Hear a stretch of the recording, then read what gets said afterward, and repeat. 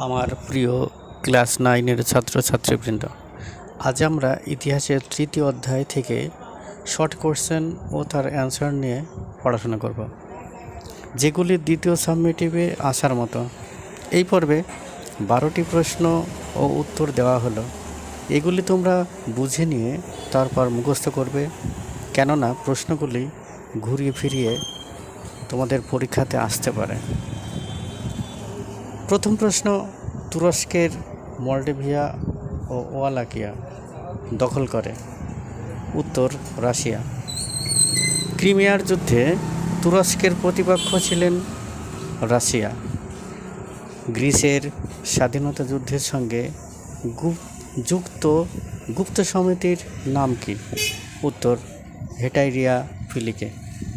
পরের প্রশ্ন, বলকান অঞ্চলে উম্ল জল নীতি গ্রহণ করে? উত্তর, রাশিয়া। তুরস্কের দুর্বলতার সুযোগে বলকান অঞ্চলে আগ্রাসন চালায় কোন রাষ্ট্র? উত্তর হবে রাশিয়া।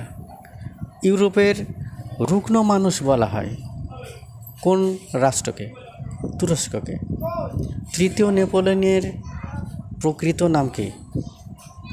উত্তর হবে লুই নেপোলিয়ন। পরের প্রশ্ন, এমস টেলিগ্রাম সংবাদপত্র প্রকাশ করেন কে? উত্তর হবে বিসমার্ক। পরের প্রশ্ন, সিডানের যুদ্ধের মাধ্যমে ঐক্যবদ্ধ হয় কোন রাষ্ট্রটি? উত্তর, দক্ষিণ জার্মানি। শ্যাডোয়ার যুদ্ধের মাধ্যমে ঐক্যবদ্ধ হয়